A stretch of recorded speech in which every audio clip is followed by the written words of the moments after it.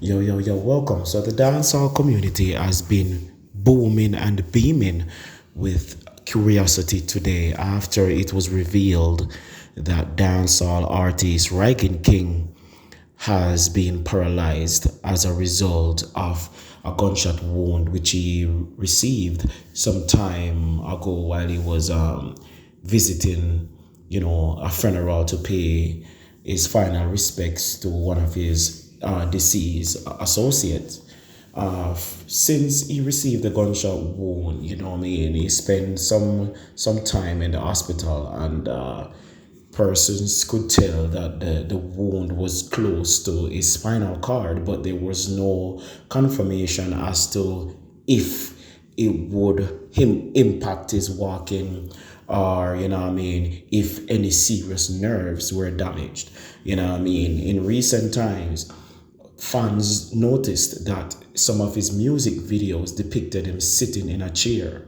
There was no form of standing, and so many persons wondered if he was merely sitting down because, he was recovering, from the gunshot wound, or was it because he could not stand, as I saw in some of the comments today on social media, a lot of persons were saying, they weren't surprised. They figured it out based on the fact that he was sitting down a lot.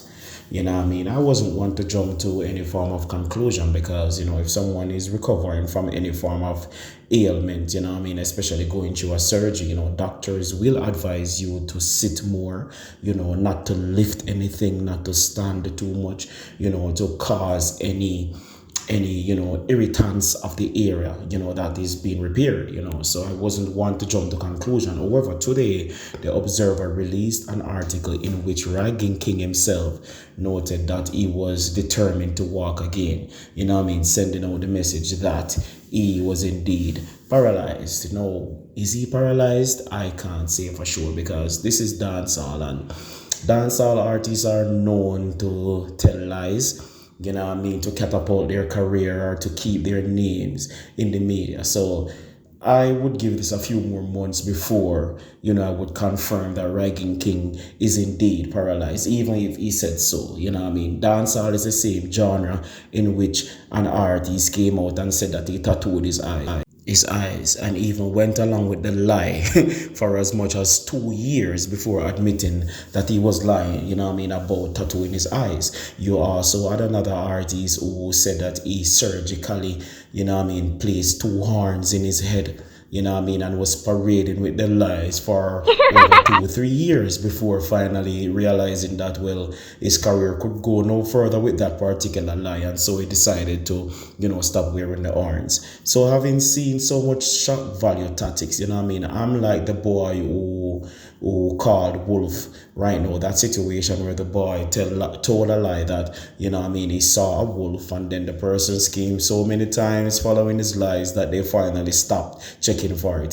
So I've stopped checking for dancehall artists whenever they come with these, ridiculous stories or these grand stories about situations that they're in, So if he is indeed paralyzed, I pray that he gets healing, but I will not confirm that he's indeed paralyzed until like maybe a year or so, or 2 or 3 years. At some point he must get fed up and get out of that wheelchair if it is indeed fake.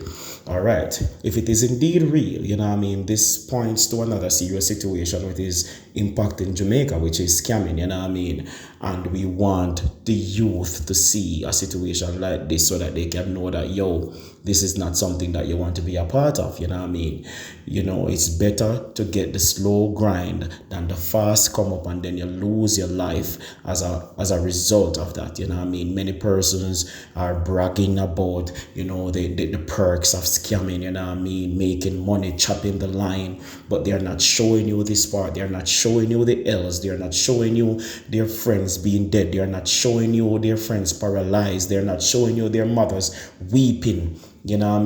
Mothers, fatherless kids. They're not showing you broken homes and broken cities. So I hope persons can look at this situation from Rygin King based on his notoriety, and apply it to their lives and know that, hey, this can happen to me if I delve into that scamming thing, you know what I mean, that gang thing, you know what I mean. It's funny how guys get a chance to make some money and then use that said money to buy guns and then kill each other, you know what I mean? And it doesn't have to be like that. Even if you're making money from criminal activities, it doesn't mean that you have to kill your rivals, you know what I mean? You see Walmart and you see Target opening business. Yes, Walmart, Target, Kmart, places like those, they open businesses beside each other, selling the same products, stealing each other's customers. But you don't see the Walmart family, you know what I mean, trying to shoot the Kmart family, or trying to shoot the Target family or the Whole Foods family. No, everyone coexists. You find different ways to get your customers, different ways and means of targeting your audience and growing your business. You know what I mean? If somebody steals your customer, your client, or whatever, there's no way you have to go out there and preach violence or try to kill that person, you know what I mean, or try to kill their family members, and then the cycle never stops. It makes no sense. And so, you know what I mean, I want the youth to pay attention to the situation. Look at this young man who is allegedly paralyzed. You know what I mean, his future hangs in the balance right now. You know what I mean, not to mention no more pum pum, because once you're paralyzed, your dick is dead. And so we wish Rygin King a speedy recovery. You know what I mean? And we wish the youth will take a look at the situation. You know what I mean? Know that it can happen to you. No man is an island. You know what I mean? Not because you have a gun doesn't mean that you're untouchable. You know what I mean? And the gun creates this false narrative that you're untouchable. But trust me, whenever somebody gets the drop on you, it's over. You know, vice versa. You know, or if they don't catch you, they catch a family member. You know, no man is better than any man. We all bleed. We are all human beings. So it's best to stay out of trouble and try to get things the real way. Tread the safe and narrow. I'm out.